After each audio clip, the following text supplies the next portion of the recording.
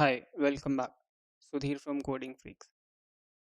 In previous videos, we saw how to maintain versions and also we saw how we can host a static website onto an S3 bucket.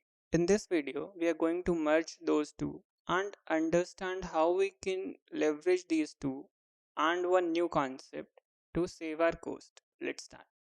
When you start a website, you see that you have a couple of changes nearly on daily or weekly basis and you plan to release those bi-monthly or bi-weekly. Either what you'll do, either you'll delete previous version of your website or you're going to maintain it. Let's say you're going to maintain it. In that scenario, maintaining that in standard tier would be costly for you and those files are not so much valuable at the current time. This video is just to resolve that only, and this will help you in understanding a concept called lifecycle.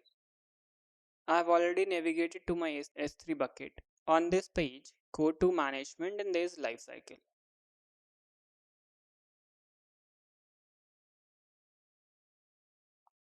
Prior to understanding lifecycle, I would just recommend you to have a look at what all storage tiers are present in S3. So let's explore that also. This is the page, I'll give you the link in the description also, which specifies what all storage classes Amazon provides. See, if in the left side you see there's standard, which we are using at this time, intelligent tiering. Intelligent tiering helps you in saving some cost, but it has a monthly monitoring fee. So that's the core difference from standard and intelligent tier. The third one is standard infrequent access.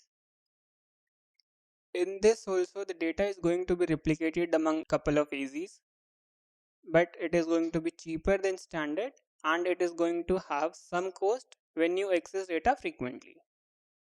In one zone's infrequent access, the data is not going to be replicated among multiple AZs, and the data which you're going to store in this one is a bit risky. Why? Because there's only one copy, and if that AZ fails because of some natural calamity, then the data is lost. There's no option to recover that. Then the Glacier and Deep Archive. These two are backup related. If you want to store large amount of data for a longer time, but you think that you will not be requiring but have to maintain because of some compliance, in that scenario you can use these. Let's go through these one by one. Let's just understand this one. For durability wise, each one is 11 times 9 durable, so you need not to worry about the durability. For availability wise, standard has 4 times 9, intelligent tier has 3 times 9. Standard infrequent access is equivalent to intelligent tiering. One zone has a bit lesser, 99.5, and the Glacier and Deep Archive has 4 times 9 of availability. In terms of SLA, availability SLA, AWS is providing 3 times 9 for standard, 99% for intelligent tiering, standard infrequent, and one zone infrequent. These are 99%. Glacier and Deep Archive has 3 times 9. As I told you that in one zone infrequent access, the data is going to be stored in one zone. Except this, the data is going to be replicated among multiple AZs. When you want to store your data, then there's some limitation with the minimum storage. For standard and intelligent tiering, you can store whatever minimum size of data you can store. But when you move to infrequent access or glaciers, you have to have minimum 128 KB or 40 KB respectively. Minimum storage duration that you will be requiring to have is, in standard you may keep data for whatever number of days, but for intelligent tier, infrequent access, both of these, one zone and multi-zone, you have to have minimum 30 days of data. In Glacier, you can have minimum 90 days of data, and in Deep Archive, when you have requirement to store data for minimum 180 days, then you have to use this one.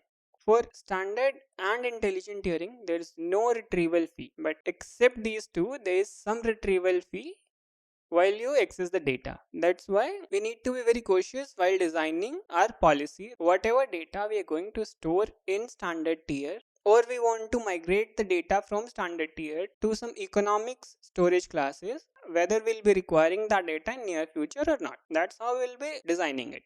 When you retrieve data, there will be some latency. Except backup, you can fetch data in milliseconds. When it comes to fetching data from backup, minimum requiring minutes in case of Glacier, up to 12 hours, and from Glacier Deep Archive, you will be requiring minimum 12 hours to 48 hours while retrieving data. And the storage type for all of these is object, since S3 is an object store. And each of these support lifecycle transition. Now back to our S3 bucket. We have already reached this lifecycle page. Here we just need to click on add lifecycle rule.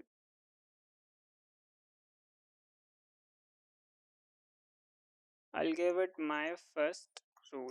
There's no policy related to this while naming it.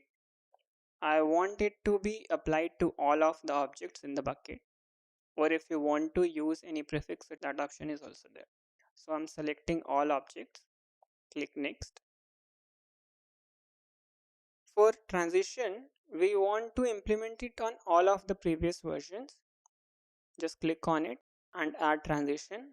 I want previous version to be moved to one zone infrequent after 30 days, and after that I just want it to be in Glacier.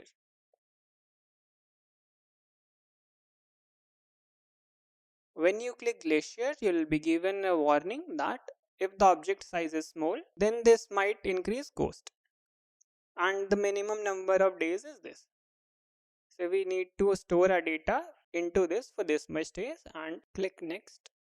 For expiration, I want it to be on previous version. Whatever data I have, which is more than, say, by default it is giving us something, you can have it 365 also. Clean up expire object delete marker. Once you have enabled versioning, when you delete data or an object, that will be stored as delete marker. This will delete that also. And if we have any incomplete multi-part upload, as you must be aware that if the file size is larger, then we have to push the data in multi-part. And in any scenario, if the file is not uploaded completely, in that case storage will be consumed for the portion of file which has been uploaded. So we just want to delete that because that part file is of no use for us. After 7 days, delete that file also. Click next. There's the review. Name of this bucket is my first rule. We wanted it onto the complete bucket. For transitions on previous version, we want it after 30 days, it should be moved to infrequent zone, and after 60 days, it should be moved to Glacier. Click acknowledge. Because this rule applies to all of the object, we have to acknowledge that we very much understand that what is the rule we have designed. Click save. This rule has been created as in effective state. If you want to disable this, there is one button under this section. Just click on it and click confirm. This way this rule will be disabled, but the rule is there present for references. I would recommend you practice this, but I don't recommend you to test it because it is going to cost you some money. While moving from standard to Glacier will definitely cost you money because Glacier is not freely available under free tier. If you have any queries, do leave in the comment section below. Thank you. Good day.